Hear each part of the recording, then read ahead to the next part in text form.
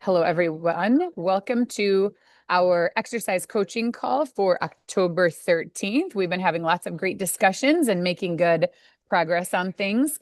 Last week we really did a follow-up talking about occupational therapy type activities because Leanne joined us 2 weeks ago. So we did kind of a follow-up, talked about that a bit more, which I think was really helpful. People shared some wins. And so for today, I don't have a specific topic. Does anyone have a win that they want to share? That's a really fun way to get meetings started. And sharing a win can happen by unmuting and sharing, or you can also put it in the chat. And a win can be anything. A win can be, I read a chapter in a book, or I read the summary of last week's meeting, or I went for a walk, or I tried something new. So it's just good to get in the practice of celebrating wins, big and small. Um, so yeah, I did a good long walk yesterday, which was really nice with the dogs. And does anybody else have anything they want to share? This is Carrie. Hi, I, Carrie. I finished the Nightingale book for the book club. Yay! So I'm ready. Awesome. Yeah, and you were the second person. Somebody else already finished it, and that's what I was listening to. I am not the best at reading physical books these days, but I do like listening to audiobooks. And so on my walk yesterday, on my 5 mile walk, I was listening to The Nightingale. And yeah, because I didn't finish the last book club book either. I started it and Yeah, did not neither. finish it.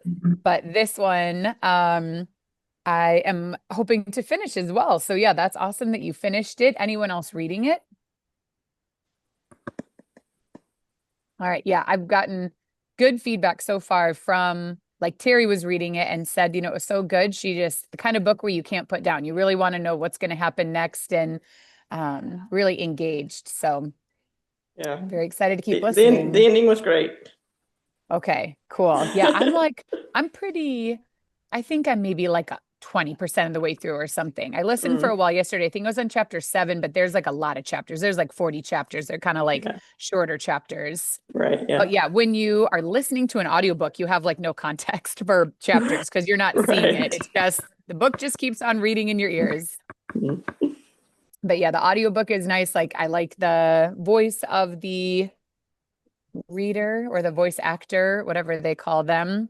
It's nice. The only thing I find a little bit harder listening, sometimes I find it a little bit harder to follow, like who's who and names. I think like that information sticks in my brain in a different way when I'm reading and I see it. And maybe it's also because when you're listening to a book, you can get distracted or be multitasking and the book keeps going. And then you're like, wait a sec, I heard a noise or my neighbor said hello or the dogs were distracting me. Whereas when you're reading a book, you kind of have to stay focused. And if you stop reading, like you stop reading. So it's a little bit different experience. And sometimes I have to back up the book to listen again to say, like, okay, what just happened? Like, I don't want to miss too much of it. Oh, Joan finished as well. Okay, cool.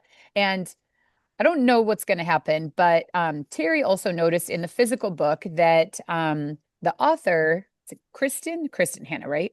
She has a note saying that she enjoys joining book clubs. And Terry said, invite her to join the book club. And we said, okay. I mean, this book was published, I guess, like 10 years ago. But I kind of thought on one hand, yes, it was published a while ago, but apparently they're going to be making it into a movie. And think it's like there's the Fanning sisters or something, and they're going to be playing the two sisters. So they've got some like big names attached to making the movie. And so then we thought, well, even though it was written a while ago, like there's going to be renewed interest and press and, tours and stuff if they're making a movie. And so maybe she's going to be back in kind of the scene in a little bit different way than she would be otherwise. So we're trying to reach out to her like through social media and email and publicists and just see, is that something she's still interested in doing, joining book clubs? We think since our book club is during the day, it's even a little bit more likely than if it was like an evening or weekend book club. So yeah, so if you know of any way to get in touch with her, feel free to reach out to her directly. And then we're trying and seeing if there's any way that she might be able to join the book club. That would be pretty cool. And Catherine, because Catherine said too, she's one of her favorite authors. So that would just be like extra, extra special. So we'll see what happens with that. We're obviously not going to make any promises, but it'd be really cool if that did happen. All right. Well, if you think of any wins, feel free to just acknowledge it for yourself. Put it in the chat if you want to. But let's move on to topics of discussion. So, does anyone have any questions about exercise, occupational therapy, getting started with something, progressing, adding something new or different to your routine? Yes, Linda, go ahead. Um, well, I started listening. I've been away for 17 days in England and Wales. And so I'm trying to go back and listen to the last one. And I just got halfway through it just because of time. And it's really, really, really good. So I'm really excited to finish it. I just got to the point where Gail was talking about OT. So I'm pretty excited about that. So a win I had was walking 5 to 9 miles every day that I was away. Not that I wanted to walk that much. I was with a group that walked that much, and Hmm. it was very doable. And I'm really, really, really happy to say, like, I wasn't sore or anything afterwards. I think it's from all of the rogue stuff that we've been doing. But Hmm. my question is, now, so I had that real nice win and feeling pretty proud of myself. And what comes before a fall was Hmm. an actual fall was I came back home and I was really jet lagged and I was wearing my sneakers, my unfamiliar sneakers in the house, and I turned on my chef's mat and did a very ungraceful flight across the kitchen.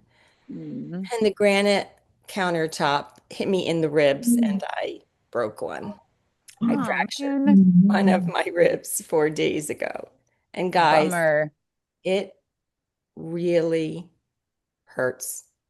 Not as much as a kidney stone, but it's pretty close. It's So up now I there. don't know Kidney what, stone rib. yeah, it's just if a kidney stone is a 9, this is an 8.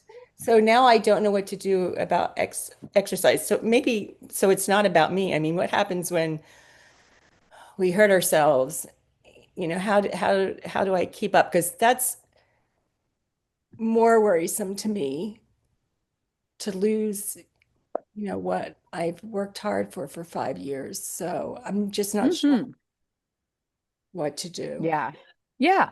So first, I just want to acknowledge that is so amazing that you went on that trip and that you were so active and kept up with everybody and did so much. And I mean, that's what we exercise for. We exercise for real life. We don't exercise just to exercise. Some people enjoy just exercising, but most of us are exercising so that we have the energy and strength and vitality and stamina to do things.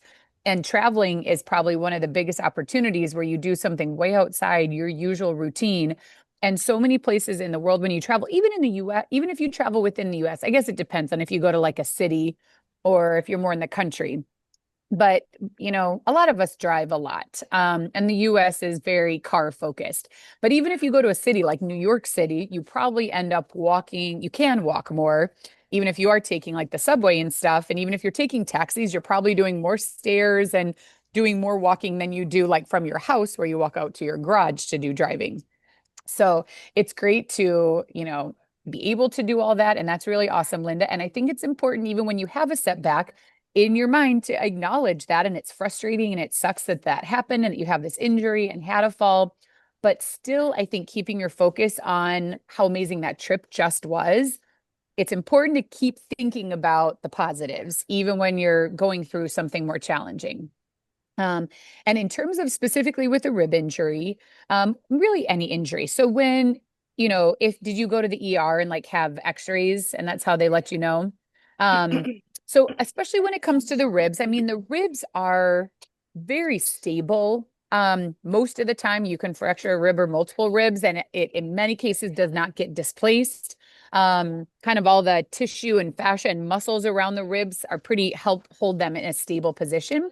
So the good news is usually you don't need surgery or an intervention like that. A lot of times they say, you're basically just going to let it heal. And essentially, you want to be active to your tolerance, because you want to keep moving while things are healing. It actually is going to help you heal better to keep moving and heal faster. It will help you not lose as much ground as if you just laid on your back and were still for 6 weeks while it was healing. But you're actually going to you will probably feel better by doing something. So usually there's kind of an acute phase where almost everything hurts. And in that case, basically what you want to do is focus on some breath work. And you want to just take whatever size breath feels okay to kind of maintain just a little bit of movement in your ribs and maintain your breathing during that time. So that's kind of the first step.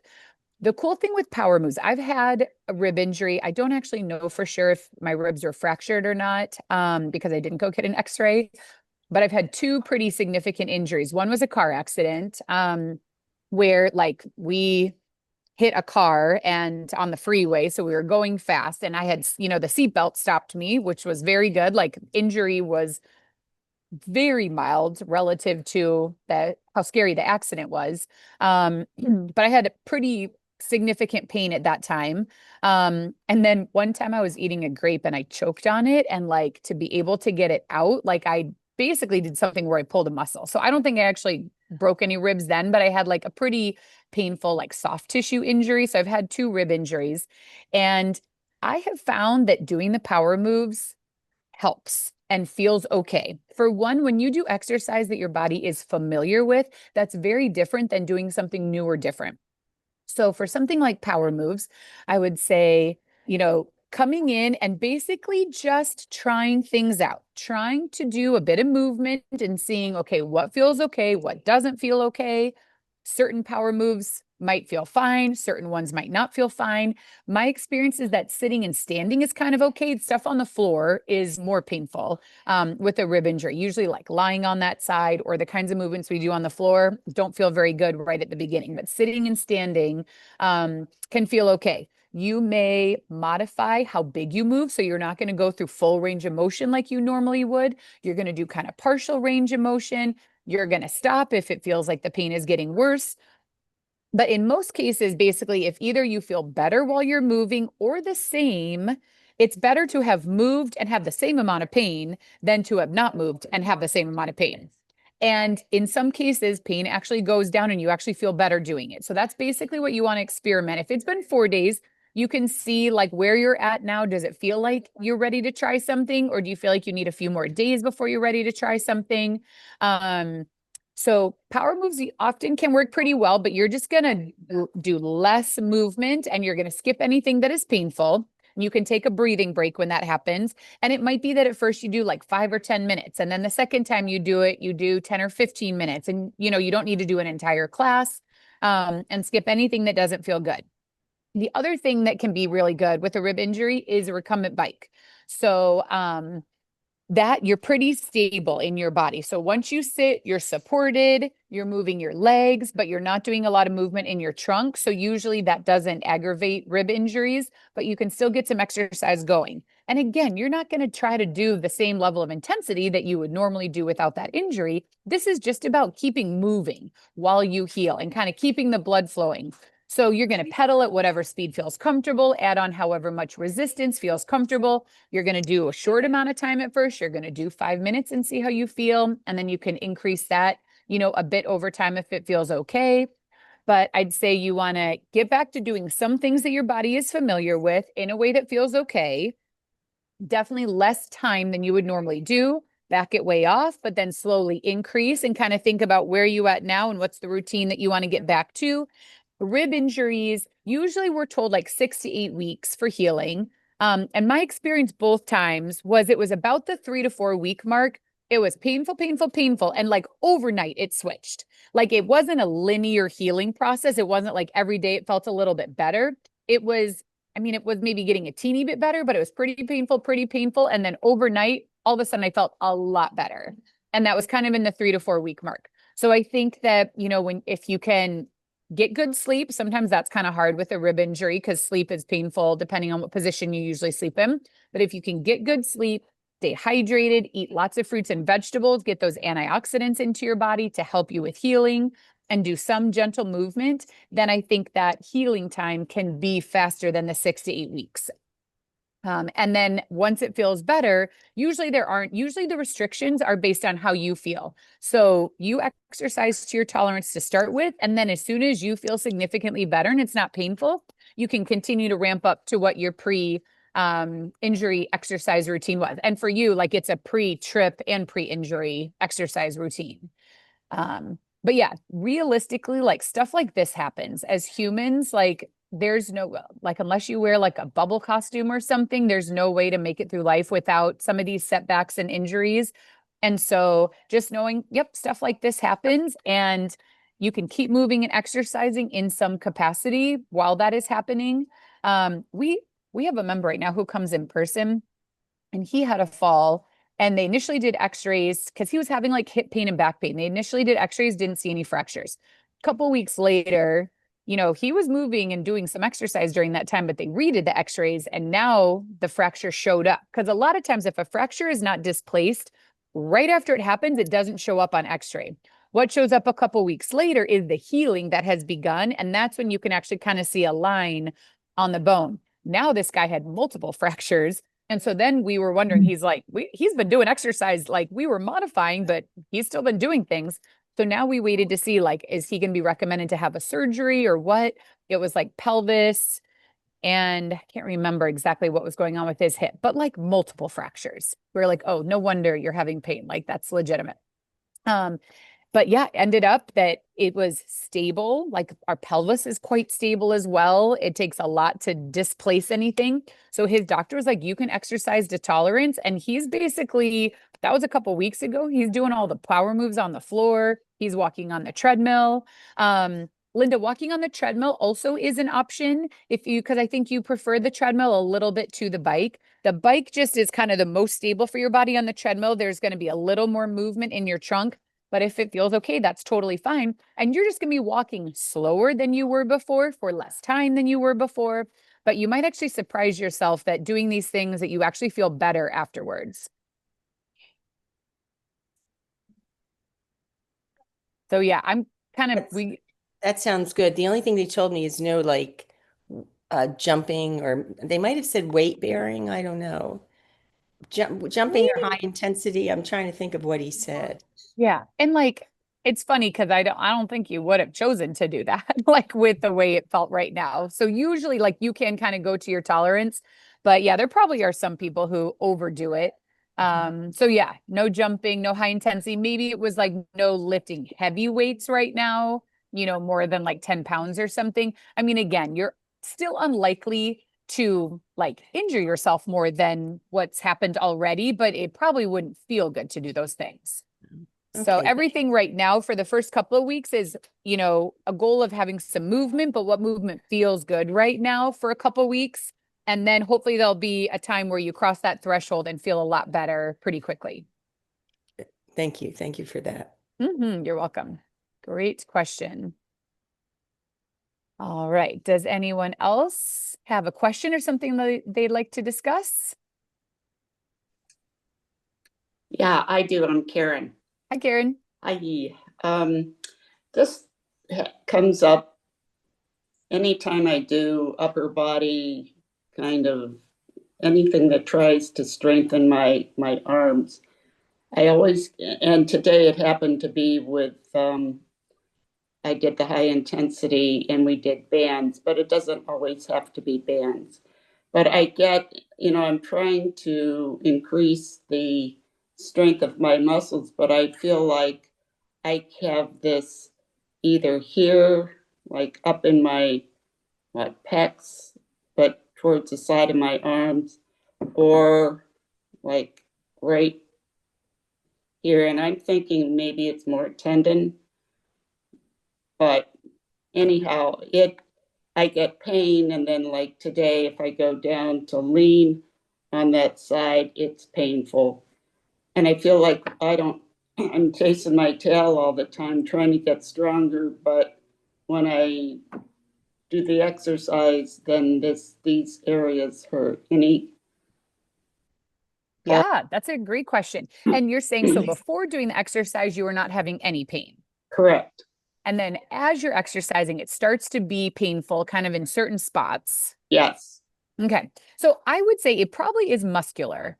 If it was more tendon or something, I think like if you had a tendon injury, like a tendonitis or tendinopathy, I think there would be more pain in between. So it's a good thing. I think your muscles are responding to being used in the class, and that basically when you have that feeling, it means that what you're doing is a little bit more than what your body is ready for.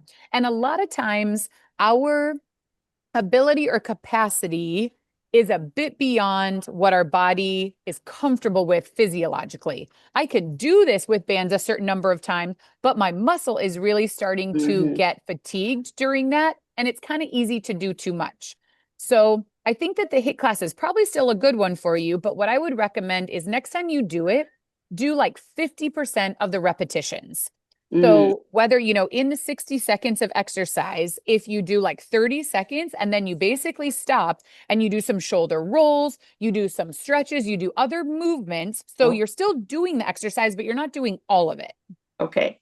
And try 50-50, try 50% doing it, 50% other stretches, and see how you feel afterwards. Does that keep the pain down, and allow you to get down on the floor and be able to do the power moves afterwards? If 50%, there's a chance 50% is still going to be a little bit too much. So you would back off a little bit more with the knowledge that if you back off to the right point where it doesn't hurt, and then you do it at that level for a few weeks, then you will slowly increase up to doing the full amount of what's in the class. Okay. If it, and frequently this happens, that it hurts, and to me it's more sharp pain than muscle use pain, but if it hurts in between, you think it's still muscle? I think so. Okay. So in between, I think it's muscle soreness. And I mean, certainly muscle soreness can be intense. And the experience of pain can be different when you have Parkinson's, because all pain is experienced by our central nervous system, by our brain. So, something happens to our skin, we get a cut. That information, sensation travels through a nerve up to our brain. Like, what happened? How much does it hurt? Our brain does not always process things, again, in a linear way.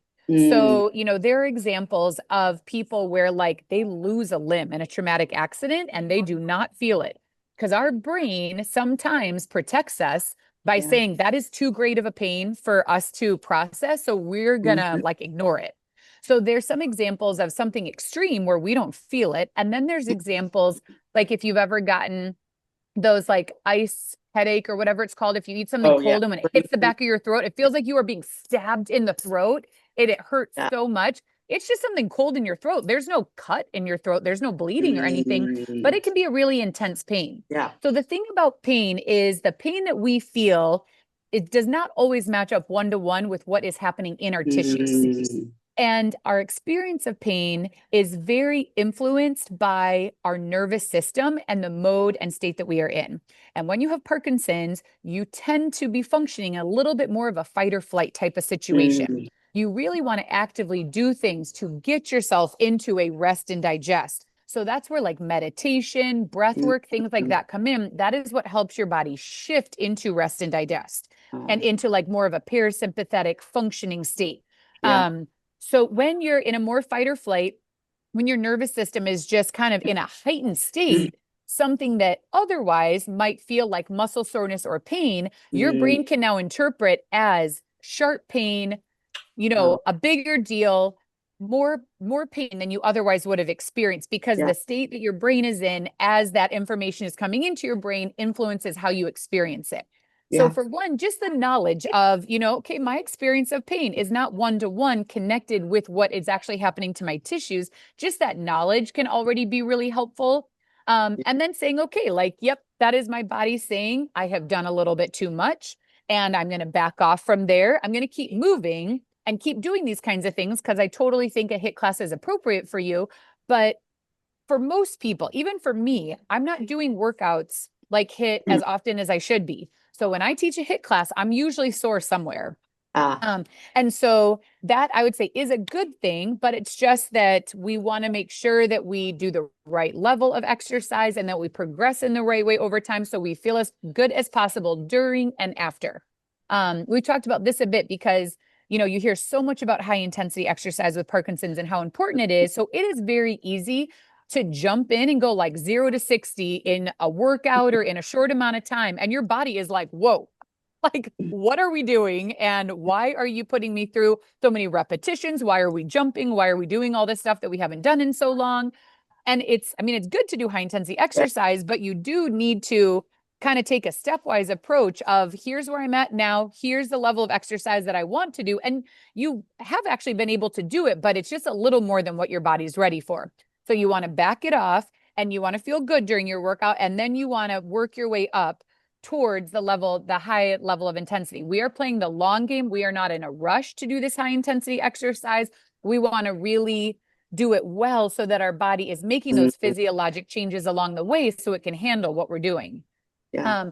And a good example of that is there's a Sparks 3 study, which is a high intensity treadmill training study. And that's a study that is specifically for people in the first 3 years of being diagnosed. So if people are early on, and it's a treadmill training study, the first 2 months, 8 weeks of the program is going from starting to exercise to being able to exercise at a high intensity. So they take 8 weeks to ramp up to the point where now they're doing the high intensity exercise on a regular basis. And that's for people who are newly diagnosed. So, to me, thinking like an approximate of an 8-week time frame is really a reasonable amount of time to say, okay, here I'm at, and maybe I was doing some exercise. But, upper body, our upper body is just so different than our lower body. Walking around, sit to stands, we use our leg muscles in regular daily life so much more than we use arm muscles. So if we haven't been getting down on the floor or doing push-ups or doing that kind of thing, our arms are going to be less strong. I don't really want to say weak per se, but they are going to be less strong because they haven't just been kind of forced to do things like our legs are. They have to carry us around. So I would say that's a very common experience, that the upper body feels weaker and takes longer to be able to handle the kind of exercise we're doing. Okay, great. This is really helpful to have that information. Thank you. Yeah, you're welcome. I know it's funny because I feel like as much as I'm here to cheerlead people into doing high intensity exercise, I feel like a big part of my job is helping people get from where they're at now to the high intensity feeling as good as possible. Because there are so many people, even Stephanie, who teaches the speech class, she said she overdoes it. She won't exercise, for like a week, and then she'll get on. I think she has a Peloton. She'll get on, exercise really intensely, feel terrible for a couple of days, not exercise, get on again. And it's like, it's yo-yo exercise. It's kind of like yo-yo dieting. But yeah, overdo it, have to take time to recover. Overdo it, have to take time to recover. And you're just never really going to feel like you get anywhere if that's how you're exercising. So it's better to do less, but very slowly work your way up. And then all of a sudden you will get to the point where you can do, 100% of what's in that class. But something like an 8-week time frame, some people it's going to be faster. Some people it even could take a little bit longer. When people are in their 60s and 70s and 80s, like, your body has been through a lot of things, and joints are going to be impacted too. Muscles, I would say, like, of all the tissues, we've got our bones, our joints, our ligaments, our tendons, our muscles. I think muscles are actually some of the quickest ones to respond to the stresses that we put them under. It's really cool though. Our joints and our bones respond to the stresses that we put them under, and remodeling happens at every age. So there's an actual, there's Wolff's Law and another one that basically all tissues in our body respond to the stresses that we put them under, but we have to put them under the right amount of stress over the right amount of time for them to respond. And so if you're having that sharper pain too, it may be that it's not just muscle. It might be that it's somewhat your joint, and your joints also need to evolve and change to be able to handle the level of exercise you're doing. And that might take a little bit longer. Your muscles might be ready before your joints are, but your joints will come along. It just might take a little bit more time. Great. Thank you. You're welcome. Each for 3 minutes. All right. Yes, Ruth. Claire, I'm just wondering if there's a kind of benchmark for the different kinds of things we need to be doing in, say, a week.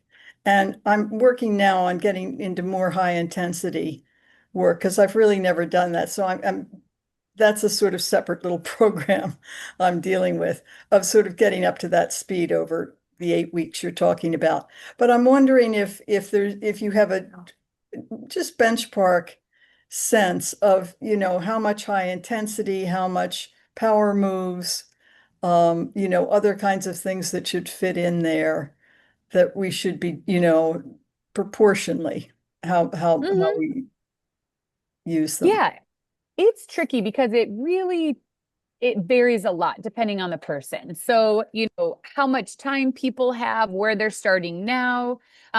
It's hard to answer that like across the board, but the Right. most general recommendation I would say I could make is that the goal would be to work towards doing something high intensity 3 to 4 times a week. What the research studies, there have been, a few big research studies now, and they kind of say that the minimum um, of high intensity exercise is 3 times a week. And so in most cases, like the Sparks 3 trial, they aim for 4 days a week because that way, if you miss a day, you still get in your 3 days. And it's not that you're aiming for 3, and if you miss a day, now you're kind of below the threshold. So Right. that would be something to work towards. And in Okay. terms of timing, that also there's some slightly different recommendations. Most of the higher intensity studies are typically looking at doing like the treadmill training, I think is only somewhere between 30 and 40 minutes of actual high intensity exercise. Usually the full duration of exercise is 45 minutes to an hour because there's 5 to 10 minutes of warm up, 5 to 10 minutes of cool down, and about 30 minutes of high intensity, 30 to 40 in the middle. So working up to, 3 days a week is what the goal is. But for many of us, it helps us to say 4, so that if we miss a day, but it depends. Some people are, once they get on a good plan, they're, super consistent with it. But a lot of us, it helps us to aim for 4, and then we'll actually get in the 3 each week. And when you're first getting started, I would say it's 1 time a week. Like you're trying to get a high intensity in 1 time a week, and you do that maybe for 3 weeks. And then the goal is to do 2 high intensity workouts per week. And then a few more weeks later, the goal is to do 3 high intensity workouts.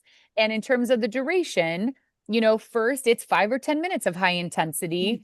And then it's, 10 to 15 minutes, and then it's 15 to 20. And so it kind of depends on the person. Again, I would say like, in this case, if you really haven't done much high intensity, I would say 3 months is not an unreasonable amount of time to work up to doing 3 times a week of 30 to 45 minutes. Okay. And I would say that it depends on the person. So there's the frequency goal and there's the duration goal. And so some people might say, I'm going to focus on the frequency. I'm going to focus on the 1, 2, then 3 times a week. And I'm going to do shorter duration. And once I'm at 3 times a week, then I'm going to start focusing on the duration. Some people might focus on duration first, or some people might kind of do both at the same time. But 3 times a week, 30 to 45 minutes is the goal that you're working towards. Okay. The cool thing is though, like, research, especially when it comes to strength training, this is a little bit different than high intensity aerobic exercise. But there are multiple research studies that say if you even strength train 1 time a week, that is significant and you will experience improvement and gains from that. So honestly, like anything is better than nothing. And if 1 time a week high intensity happened, it still is going to be better than not doing it at all. So depending on, your schedule and your life and what fits into it, you're going to benefit from, setting these goals and working towards no matter what exact number you get to. Right. Thank you, Claire. Um, That's very helpful. You're welcome. The other thing I was going to say too is I have people that I've worked with who, maybe already have had Parkinson's for 15 or 20 years, and they're walking on the treadmill, but they do have some stiffness and shorter steps. And this one guy, Dennis, like he was not able to walk fast enough to really get his heart rate up higher. But he walked on the treadmill consistently 3 times a week for years and really maintained his function. So I have experienced, even though the research says high intensity, my clinical experience is that even like some people who aren't able to achieve those higher intensity levels, but are doing what I would then consider more endurance-based exercise, you're still going for 30, 45 minutes on the treadmill. You're going for a good amount of time, but even without maybe a really elevated heart rate, people are still benefiting from that. So there's a whole spectrum. Yes, high intensity has research studies to support it, but that's not always possible for every person, depending on what they're doing for workout and their joints and body otherwise. So even if you can't get all the way to that like top goal, you still can benefit a lot all along the way of trying new and different things, doing the best you can to work at a higher intensity level. And the other thing I'll say about that too, when we're measuring intensity as related to heart rate. So I usually talk about the Kevorkian formula, but most, like if you're using an Apple Watch, or if you're using an app or something that's calculating your 60 or 70 or 80% heart rate max, that is usually based on an estimate. And estimates sometimes are accurate, sometimes they are not. The best way to actually measure what your 60, 70, or 80% would be is to find out what is your true physiologic max heart rate. And I was talking to a physician last week, and he said that during a stress test, if you have a stress test with a cardiologist, you should pretty much get what your max heart rate is during that workout. And so for anyone who has had a stress test with a cardiologist, I would recommend looking back at that report, seeing if you can see what that max heart rate is, whatever was the highest heart rate you got, and potentially consider using that heart rate as your true max heart rate and do the calculations based off of that. Because with Parkinson's, there can be autonomic changes, and that's changes to the autonomic nervous system that controls our heart rate and blood pressure and respiratory rate. And for many people with Parkinson's, their max heart rate is blunted relative to what it would be without Parkinson's. It is lower. And so our estimates may be off and may be saying that you need to get a higher heart rate than what is actually true for you physiologically. So you could have better information to work off of in terms of your goals for high intensity if you're using your true max heart rate as opposed to an estimate. If you're using an estimate, that is fine. That's what most of us are doing. But if anyone has had a cardiac stress test and can see that, that would be better than using an estimate. Thanks. Great. And then Ruth, in addition to that, you were mentioning, so, high intensity versus power moves. So what I find, with power moves, we don't really have research that says you need to do a certain number of times per week. In general, most exercise guidelines are saying like kind of 3 times a week for any type of exercise if you want to improve in kind of your skill of doing that form of exercise. So I think it depends for the person, like how much variety you're doing for your exercise, how many different types of things. But what works for a lot of people is kind of to go back and forth every other day. Like one day is more of a high intensity day, the next day is a more moderate day. Back and forth. And then your moderate day is kind of your recovery day. You're still moving, which hopefully helps you feel good and you have less soreness. But you do get a little bit of a chance to recover in between those high intensity days. So high intensity exercise could be, a fast walk or jog or a cardio workout on a piece of equipment or a HIIT class or a boxing class, whatever is kind of your high intensity. Moderate intensity can be power moves, going for a walk that's more of a casual paced walk, but still moving. So it depends on the person. And for you, Ruth, like you live in New York City, right? So I think for anyone in most of the country where winter is a real thing, in spring, fall, and summer, it's great to be going for walks outside. But in the real part of winter, that maybe is not the best way to exercise. So unless like if your streets are getting cleared well, then, and if you like being out in the cold, but it might be that there's more of an emphasis on walking in the seasons where that's more comfortable and enjoyable, and maybe a little bit more focus on doing power moves in the winter. Maybe in the summer, it's kind of a mix, like every other day, high intensity and moderate intensity. The high intensity can be different types of workouts. And then the moderate intensity, like one day could be power moves and, the next moderate intensity day could be going for a walk. Some people like more structure, and they maybe pick 2 things. Like my high intensity is going to be a cardio class and power moves is going to be my moderate intensity. I'm going back and forth between those 2 things, back and forth. And they like that structure and kind of consistency. That can work really well for a lot of people. Some people like more variety. So high intensity might be a HIIT class one day, might be a boxing different day, might be a cardio class, and both are good. Consistency is good for our brain and variability is good for our brain. So this is one of those cases. A lot of times when I see doctors and neurologists talk about exercise, they say, do what you love. And I'm like, well, most people don't love high intensity exercise. So most people aren't going to choose to do that. But if there are forms of high intensity that you like more, Or if what you like is the variety, that's a case where I'd say, yes, go for what you like. You know, I really can't say that more structure versus more variability. They're both good for different reasons. So then we're just going to focus on the positives for each one. Mhm. So I think most people in terms of exercise feel better doing something most days. Of course, there's going to be days that we don't feel well or you're really busy and it doesn't fit in. Don't worry about it. Just move on. So doing something most days, I think, is a pretty common recommendation. But if you can't exercise every day, then 3 days a week is kind of the minimum to experience benefit. Does that help with some of Oh, the that's guidelines? huge. That's wonderful. Thank you so much. Puts a Yeah, whole you're form welcome. around it. It's really helpful. Okay, good. Good. And then Linda asked, what if that test with the cardiologist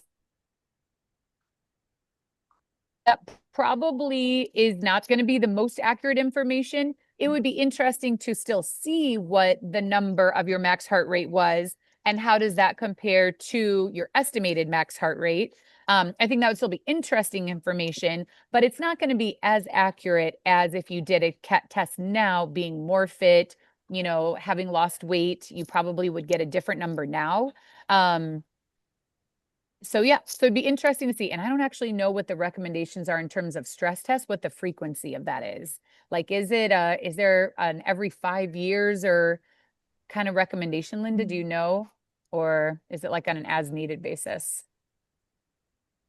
Oh, you're still muted.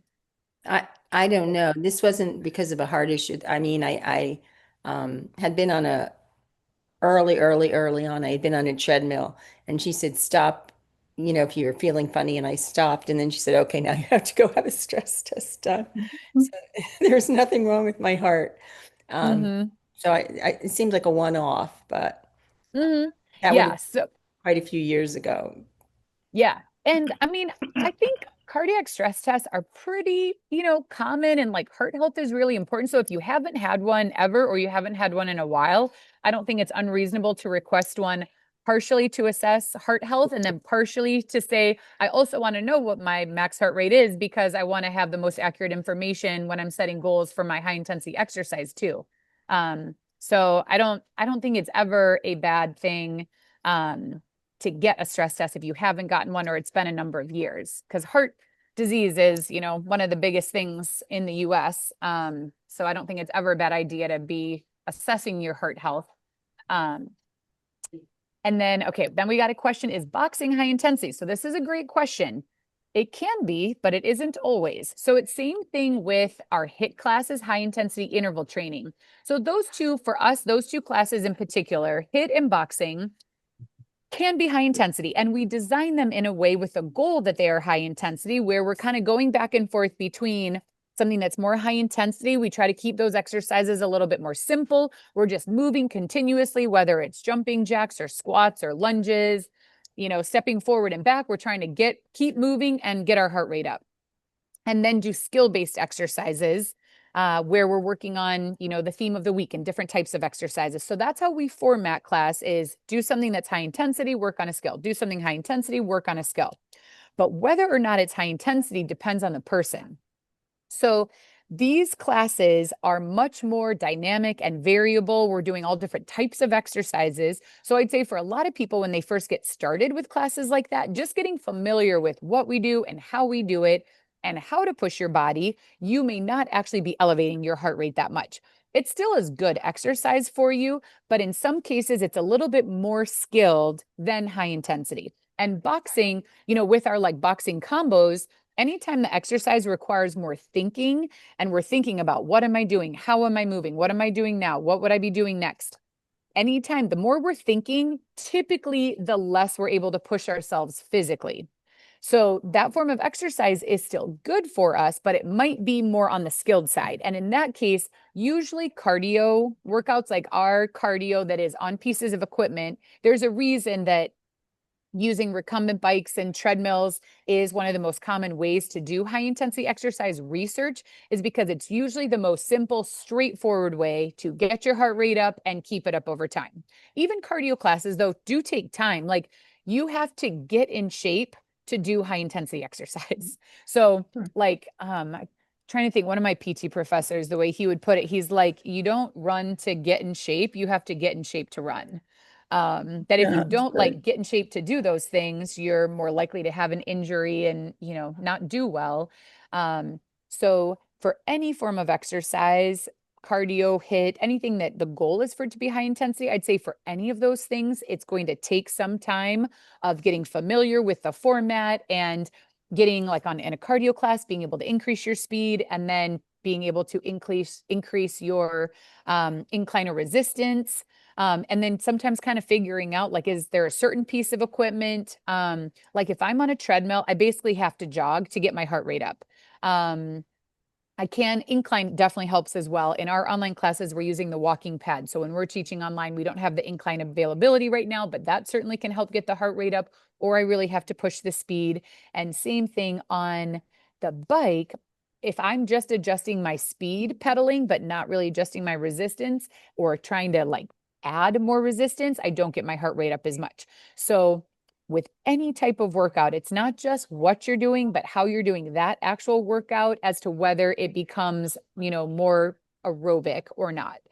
So anything, riding a bike can be done in a way that is sub aerobic, or it can be more aerobic. And so hit and boxing, it's kind of depending on the person if there's a lot of thinking happening in that class, or if you experience some change in your balance and you're kind of having to adjust what you do and how you do to make sure your balance is safe. That can also decrease how high intensity aerobic it is. So I would say for any workout that you do, you want to give it just see right off the bat, how does this feel? Like I'm getting sweaty, out of breath, getting my heart rate up. If it feels like that's already happening, then if you stick with it, you're probably going to be able to do even like push yourself more and more as you get more familiar with the class. But for some people, certain formats just end up being better for them than other formats. And cardio tends to be the most consistent in being able to get the heart rate up because it's kind of the most straightforward and simple and repetitive. But you have to, work your body up to feeling comfortable to do that kind of workout too. Most people can't just get on a bike and do, high intensity for 45 minutes. You've got to start where you're at and work your way up over time. Yeah, great question. And then Gay asked, could me or Leanne do a shorthand video with the exercises in her long one? And do you mean, Gay, the long one that's in the video library, that there is one already, but it's a long video? Okay. Yeah, I will definitely ask her. I think she would be the best one to do that. And so it's just a matter of seeing if she has time available. So I will definitely make a request. Could you put a comment on the one that you're referring to specifically in the video library and let me know which one you're referring to? Because if for some reason she is not available, I could definitely watch that video and make an abbreviated version of it to go through things more quickly with less talking so that it could be just a run through and get your daily hand exercises in. So if she doesn't have time, I can do it, but just let me know which video. All right. Any other questions, thoughts? I have a question. It's Mhm. not OT. That's I'm okay. seeing black spots when I try to go fast on the treadmill. Any suggestions? Well, seeing black spots when you try to go fast, how's your blood pressure? 90/60. Okay, so your blood pressure's on the low side. So like having visual changes like that, my first thought is like blood pressure, and low blood pressure is pretty common for people with Parkinson's. So I think that, and whether sometimes it can be worsened, like when you're standing or upright for longer periods of time, if you're really pushing it, that can change things physiologically. So what I would do is before you do the workout, you want to take a 17-ounce bottle of water, and you want to try to chug the whole thing as quickly as you can safely, making sure to have good swallows. So hydration is like blood pressure being low is common and really can affect ability to exercise and ability to push yourself. Hydration overall is important. So you want to make sure you're getting like 60 to 80 ounces per day. And most people kind of want to front load that a little bit earlier in the day. So not too much in the evenings where then you feel like you have to wake up and use the restroom a bunch of times at night. So you really want to try to front load, getting in that 60 to 80 ounces, like maybe before 5 p.m. So you have to, most of us have to be kind of strategic about doing that. Like I'm pretty bad about drinking water and I have kind of low blood pressure, so I should do better. So hydrating in general is important, but drinking 17 ounces, 500 milliliters approximately of water in a short amount of time is not just about hydration. It actually causes a sympathetic response and elevates blood pressure like 20 to 30 milligram, or the mmHg, the measurement. So it actually is, it has to do with like osmolarity or something. I can't remember. I did do a whole meeting on blood pressure though, low blood pressure. So you could check that out in the video library. So you want to chug that right before you do your workout. And then ideally you have some water that you're drinking during as well. And the other thing that can be really helpful is having some of your water, especially before the workout or possibly during, have electrolytes in it. So there's lots of different electrolytes out on the market. The one that we have used the most is Liquid IV that has 500 milligrams of sodium per packet. Element has 1,000 milligrams. It's a lot. So that's something that you would want to kind of talk to your neurologist about. Possibly if you are under the care of a cardiologist, you'd want to check with them in terms of your sodium intake. But sometimes people with low blood pressure really are taking like salt pills and told to salt their food. And, you know, when you eat more salt, it's going to help you keep more fluid in your body. But we're trying to balance, you know, multiple aspects of health at the same time.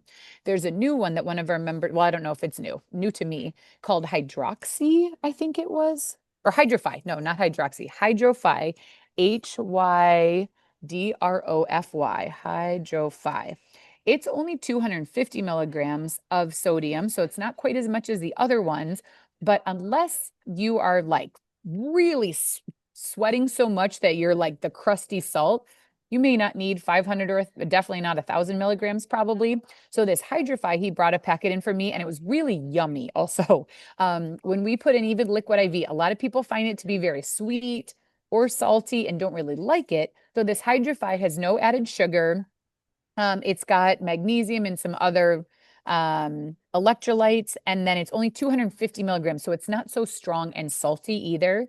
So you could experiment, but I would say like in the morning, you want to start drinking water. You want to have a water bottle with electrolytes as one of those water bottles in the morning. And then you want to really try to drink quickly a water bottle right before you do the high intensity workouts. And that will likely help you have better blood pressure and be able to do those workouts. The other thing you can wear is an abdominal binder. So when it comes to blood pressure, there are, you know, like leg stockings, compression stockings, which are hard to get on and can be uncomfortable. They don't work as well as an abdominal binder. So an abdominal binder is, I will share my screen and show that. An abdominal binder. It looks like a big Ace wrap. Like it's the same kind of like beige material as an Ace wrap, but it's, you know, about yay high. And then it wraps around your body and it Velcros and you put it on nice and snug and it increases the pressure in that area. And again, what exactly it's doing physiologically, there's basically, can't remember, there's some part of our circulatory system where blood can kind of pool. And so when you wear the abdominal binder, it compresses everything and the blood doesn't pool there. It basically keeps it pumping around your body better. The abdominal binder. I'll share my screen and show all of you. So the abdominal binder really works. We have like a bunch here. And when people come in with low blood pressure, they chug a water bottle. We refill that water bottle with electrolytes. And then we have them wear the abdominal binder. And that makes a big difference in most cases.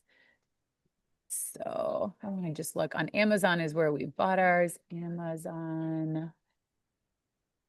Continue shopping. No binder. So there are different sizes. Oh yeah, this is basically the one we have. It's not quite the same as Ace Bandage. It's kind of the same material, but in white.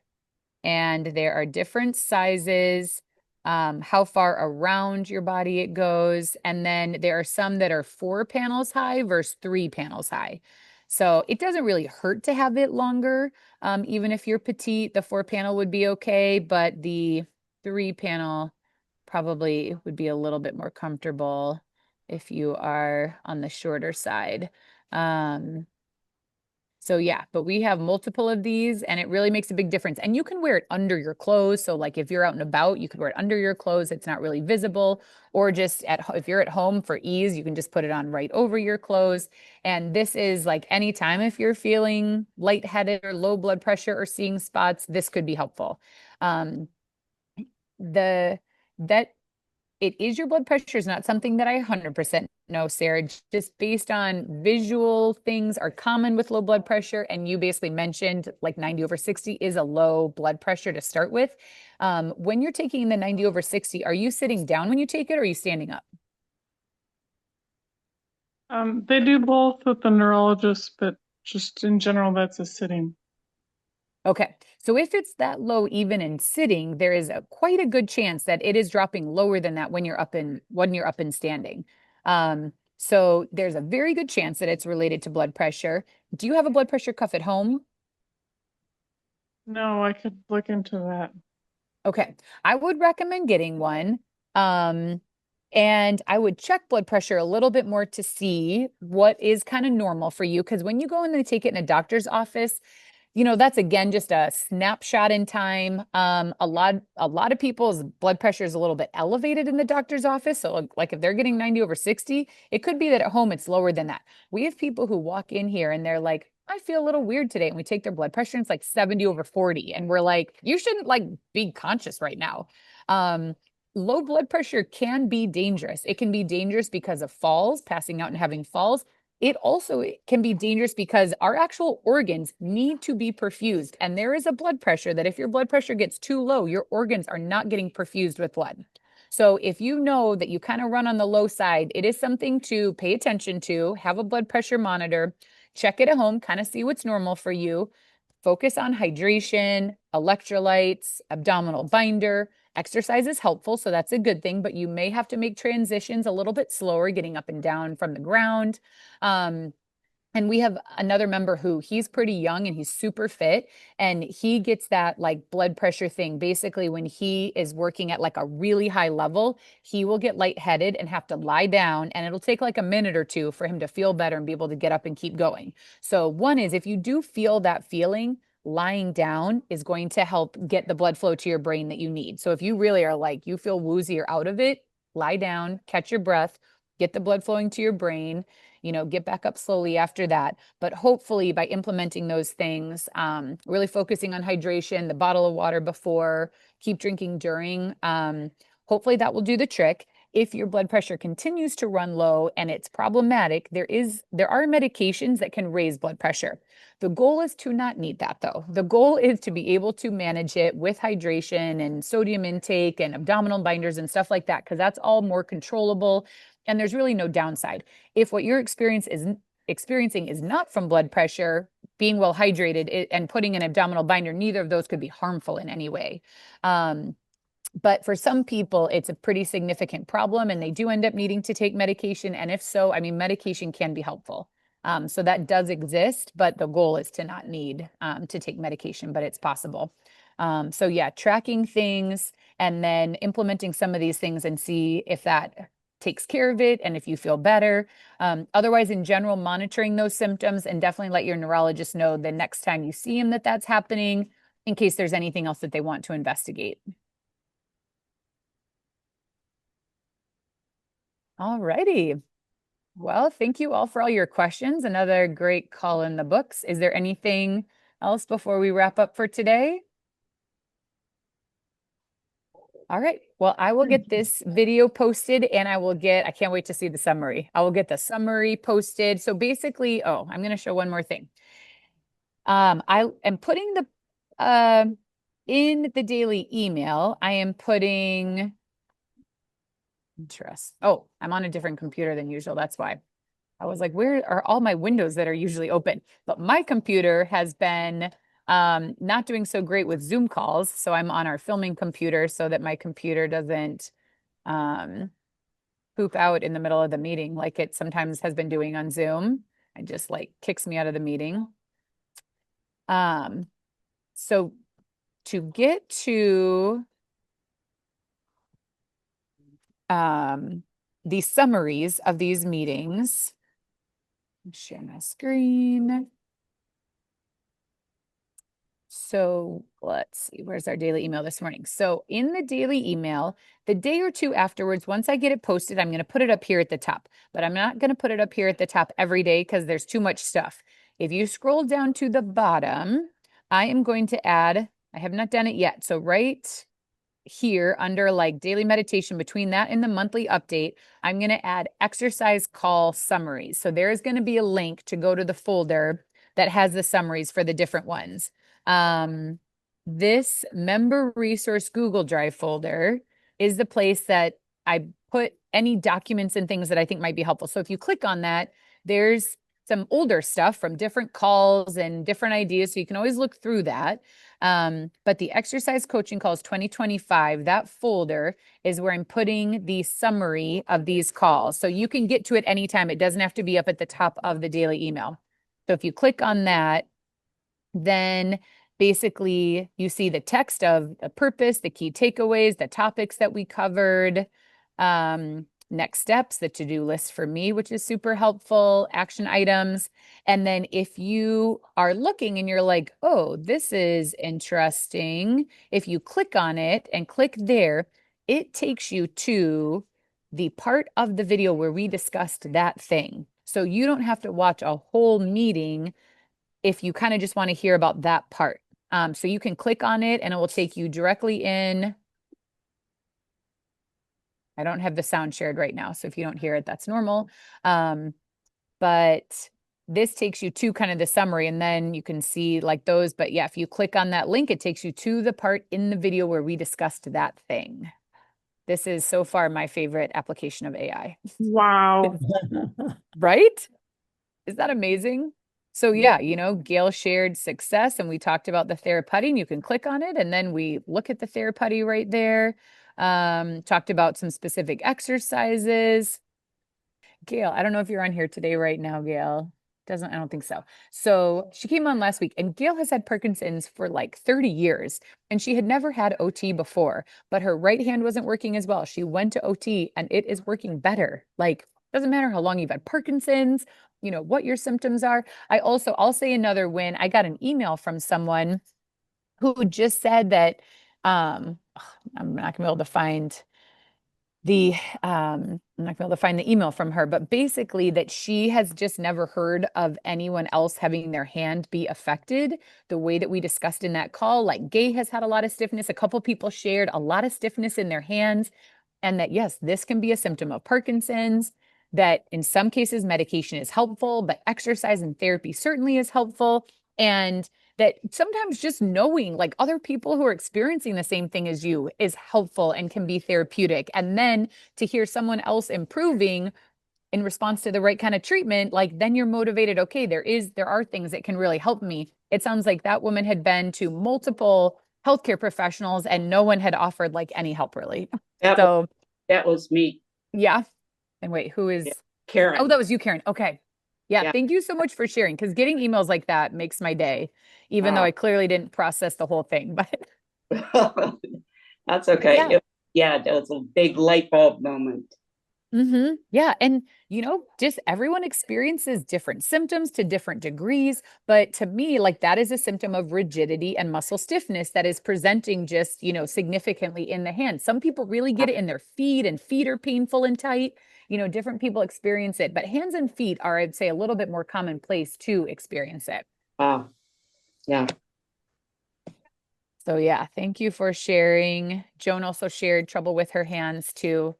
For some reason, I'm thinking that like some of the research that talked about differences between men and women said that women tend to experience a little bit more challenge. I don't know if it's really because the symptoms are different or if it's because men and women slightly different daily activities and it's more noticeable to one group than the other. I'm not 100% sure, but Yeah, but definitely an area to focus on. And I will follow up with Leanne Gay about making the video. All right, everybody. Well, have a good day. And I'll get this summary out soon for anybody who wants to check on it. And we'll be checking in next week. So between now and then, think about wins that you want to share. Thank you, Claire. Thanks, Claire. It's You're great. welcome. Thanks for Wonderful, coming. See you wonderful later. Mhm. gathering.